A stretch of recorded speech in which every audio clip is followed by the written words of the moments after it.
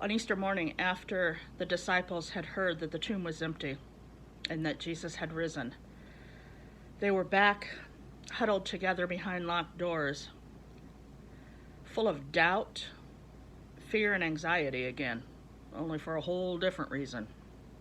They were struggling with, is he really alive? Did somebody steal his body? If he is really alive, how and what does that mean? And then in the middle of all of that doubt and chaos stood Jesus. He just appears behind locked doors. He shows them the marks in his hands where they placed the nails. He let them touch his side where they shoved the sword, and they believed. But one of them wasn't with them. Thomas was out doing something somewhere. And by the time he made it back, Jesus was gone. And he comes back to this room full of excited, bubbling disciples, family, and friends of Jesus who are excitedly telling him, he was here. He is alive and he was here. We saw the nail holes. We saw where the sword went. He's alive. And Thomas does something that has haunted him for 2,000 years. Thomas admits, I don't believe it.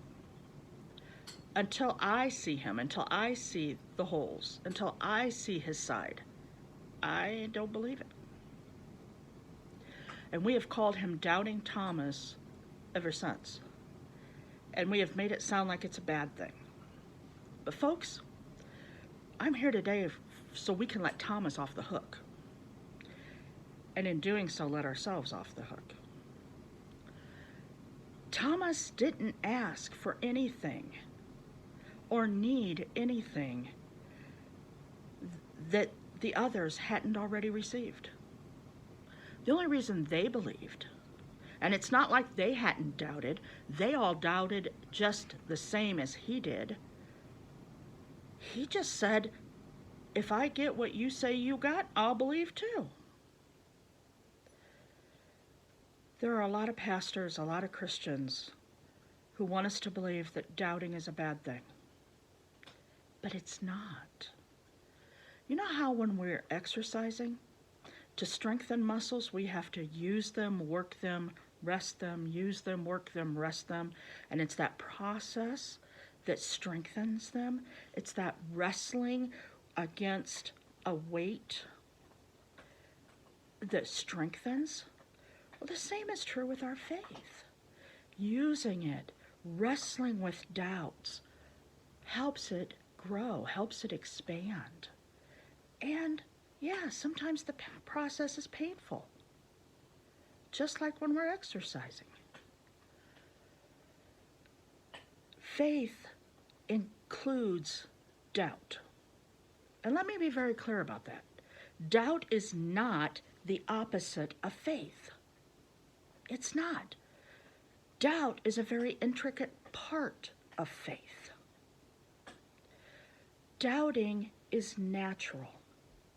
And God knows that because God created us. We are not robots that He programmed with computer minds to have unwavering faith without ever questioning or doubting. We are human beings and we struggle.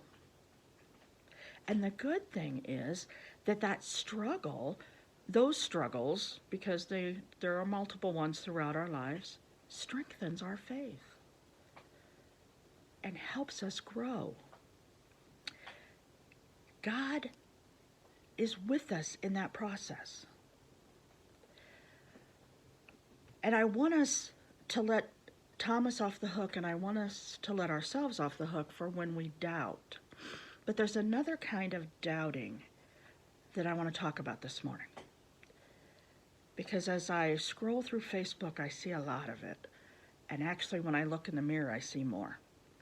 And I'm going to give you a confession this morning. The confessions of a doubting pastor.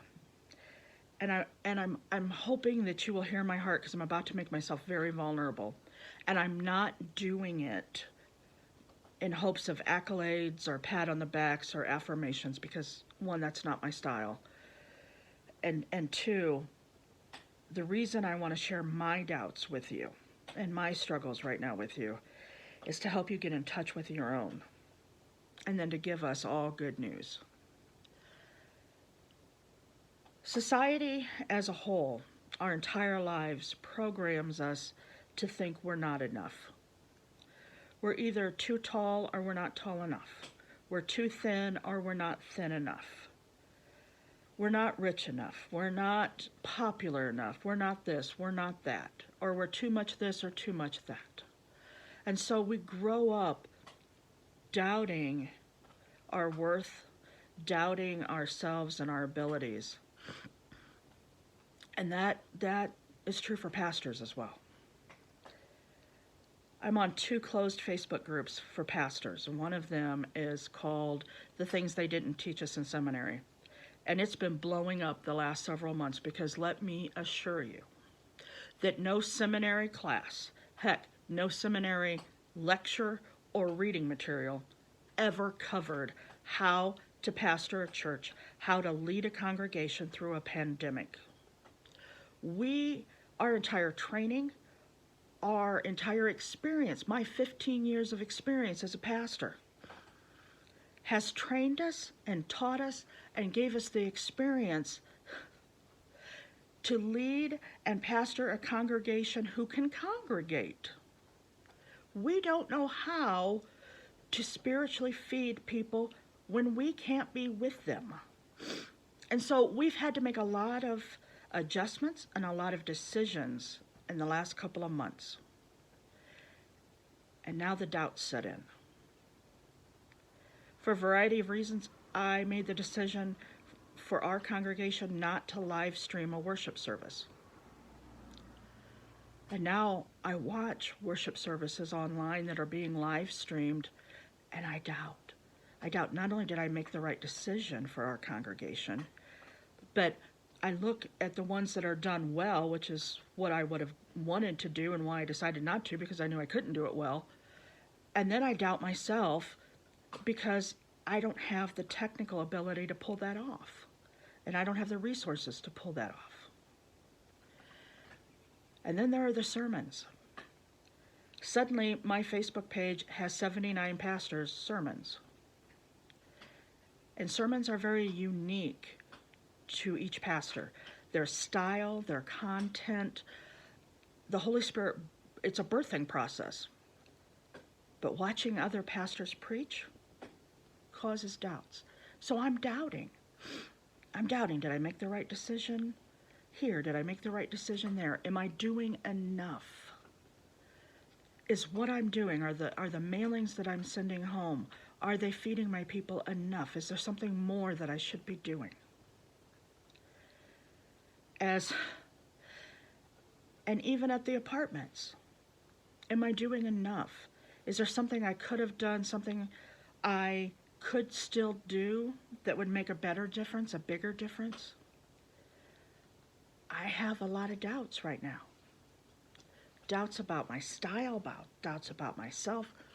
And what makes those doubts even worse is when we're tired and when we're run down. And I don't think in fact, I know I'm not the only one doubting right now. I mean, a couple years ago, if you would have interviewed all of us who are staying home right now, we probably would have said we would give anything to have the time to be able to stay home for weeks or a month or two with our spouse or with our children.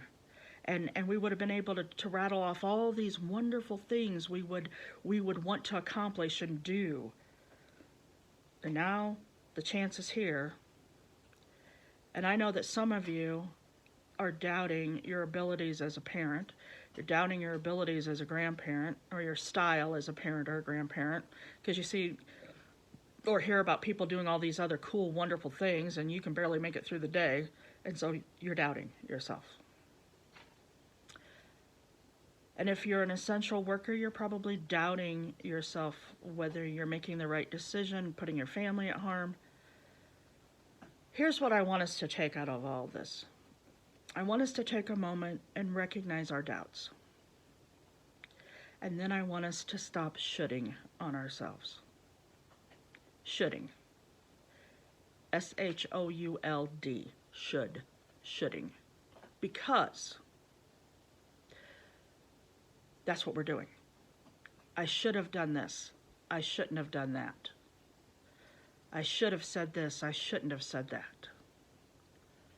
We're doubting. And we're shoulding. Don't. Just stop. Have we made mistakes? Yes. Are we going to make mistakes in the future? Yes. Have we been wrong? Yes. Are we going to be wrong again? Yes. Does it mean we're unfaithful? No. Does it mean that we are a bad or incompetent pastor or employee or boss or parent or grandparent or spouse? No, it doesn't. We are faithful people. People who try to stay connected to God, exercise our faith, pray, and try to make the right decisions. And that's all we can do. We do the best we can, knowing that God is with us, that God has led us to those decisions. And sometimes we get it wrong. God leads us to a fork. Sometimes we choose the wrong path. It's okay. Stop shoulding. Take a moment. If there is something that is really bothering you, take a moment, live with it, pray about it. If you should have made, okay, see how easy that is? In the middle of helping you stop shoulding on yourself, I just shoulded on you. See how easy that is? We do it all the time. If we've made a wrong decision, if we've done something that wasn't what we wanted to or God wanted us to, then we can learn from that. And we know to change the course. If it's not too late, make a new decision. Go in a new direction. As a pastor, I know now that this thing is probably going to drag on longer than I thought it was going to. And some of those decisions that I made are going to need to be adjusted. And so now I get to wrestle with a new set of decisions, and I get to learn from the set I just came out of. So, going forward, every time you hear yourself say, I should have, or I shouldn't have, stop a moment. Stop shoulding. Pray about it. Think about it. If there was a wrong decision, if there was a wrong action or wrong words, correct it. If there weren't wrong decisions, words, or actions, then stop letting our society and Satan whisper in your ear that you're not good enough. Because I want you to take a moment and I want you to picture the grandest mountain range you can imagine in your mind. And now I want you to picture the depths and the colors and the beauties of the Grand Canyon.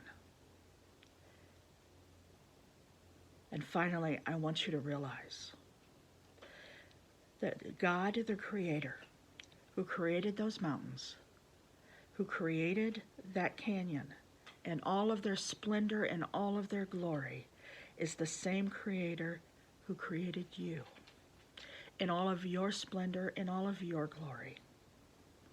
You are good enough. You are worthy. More than this world wants you to be, more than Satan wants you to be. You are more than enough because the grand creator created you. And so, my friends, go. Go and stop shoulding on yourselves.